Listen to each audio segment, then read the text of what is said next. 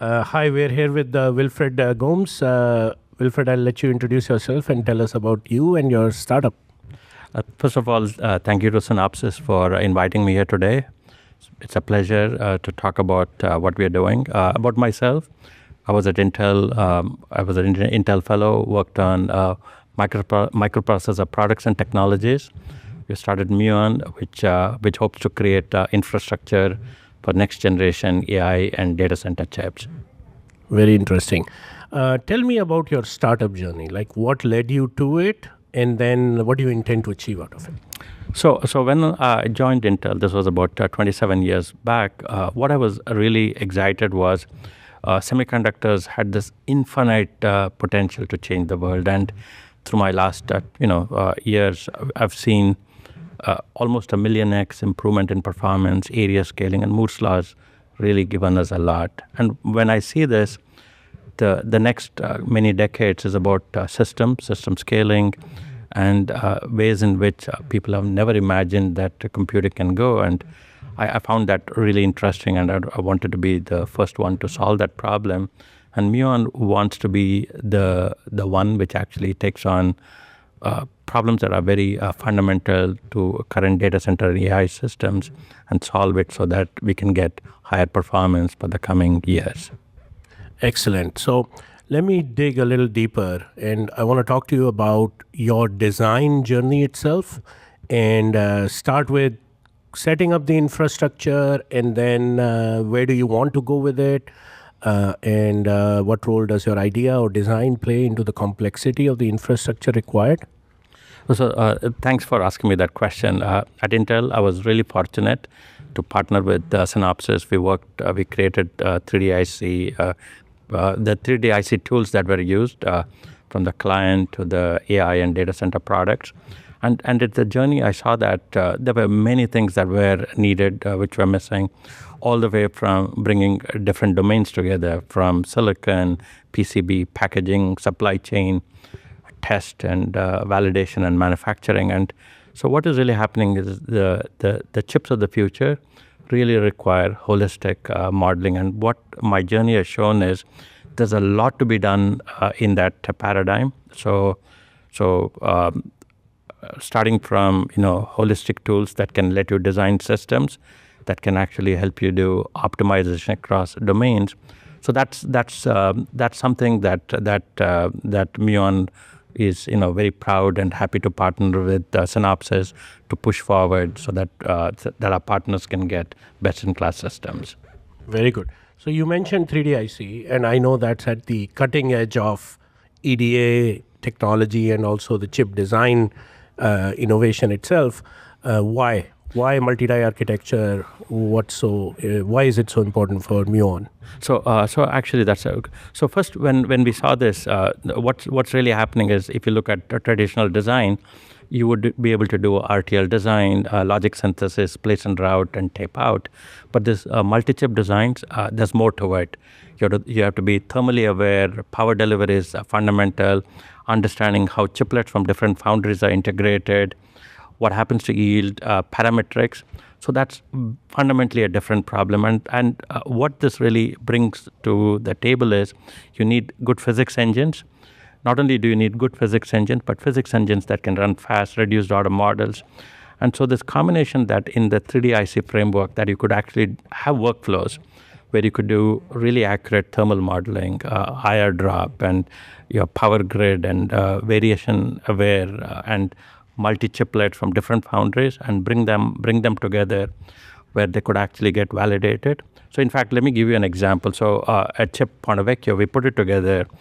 Chips were from many different foundries, and we validated it with lib files where every chip was actually validated independently. When you put it together, the timing worked, the design framework worked. And that actually is a huge step forward, showing that like multiple systems can be brought together. And that is, I think, one of the powers of 3D IC compiler, where you can eventually get your trillion transistor design very fast and build a very compelling system. So that has been a very motivating and interesting journey for me. I know for many engineers, techies in general, 3D IC is like the next forefront Yes. of where they want to be, and ultimately we know sooner or later that's going to be the standard moving forward.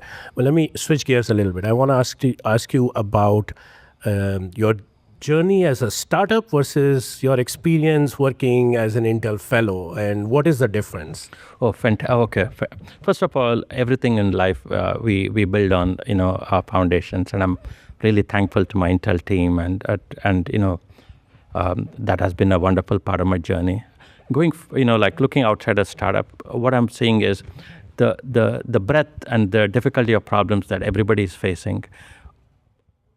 Immensely, there are like the number of chips that people are building, the complexity, the fact that you have to move and deliver low power, low cost, and do it with the supply chain is turning out to be very different. So one of the things that could happen at a big company like Intel, or many of those have extremely well set up supply chains. In a small startup, those things do not exist. So just figuring out how the supply chains could work, how to multi-die systems work, how do you evaluate different process options, that's night and day between a big company and a small company. And I think what's really going to happen is there's going to be where democratization of 3D IC design, just like how RTL design became de facto and everybody uses Standard, yeah. So I think in some years, 3D IC design will become a standard. And a startup actually can look through this and actually bring a democratic 3D IC design and solve all the supply chain problems for everybody. Very good. So tell me, what role does infrastructure or the ability to do it on cloud play for you as a startup versus, working at a big corporation with all sorts of data center availability and tools and infrastructure available? Great question. First of all, being a startup doesn't mean that you can take any shortcuts on anything. You still have to create the highest performance chip. It has almost the same complexity. And the fact that you do not have to worry about where your cloud, computing resources come from, how it's set up, how it's managed, the security, where the license are provisioned, makes you gets you to the table just as a big company would be. And what does the Synopsys cloud does is it gives you the full power of the Synopsys offering without the overhead of having your own IT and your cloud management systems.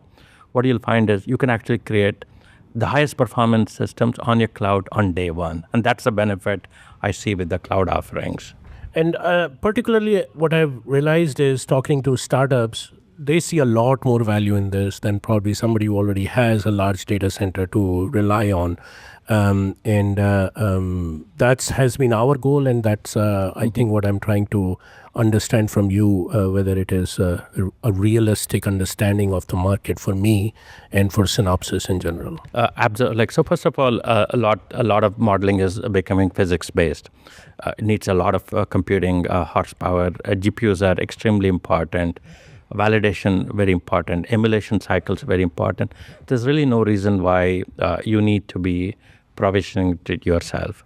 The days of actually getting your own data center and provision for logic center is no longer the workload. The workloads are how do you do your thermal analysis, how do you do your cross-die interface checks, how do you validate your PDKs faster.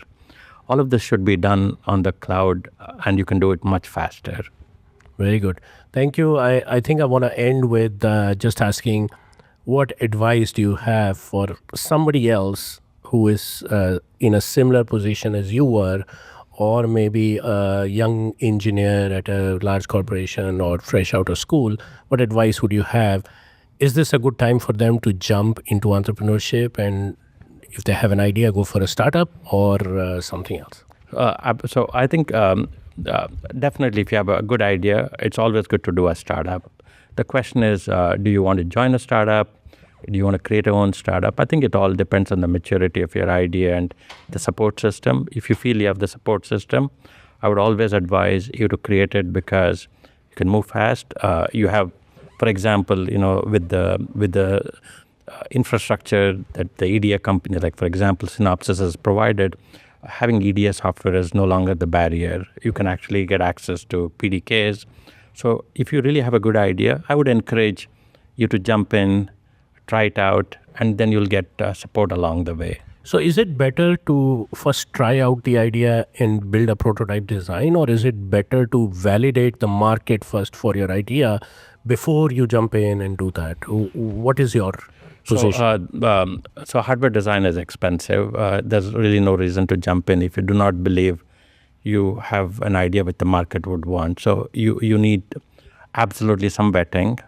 So there are many incubator models where you could join an incubator, or you could join some startup programs, and or you get mentorships, or you. So it's really important that in the hardware space, that you vet your idea before you spend a lot of time prototyping and building it. That's really important. Very good. I think that is very excellent advice for our potential customers. And thank you so much for your time. It was very nice. And again, thank you for inviting me. It's always a pleasure and looking forward to a collaboration with Synopsys.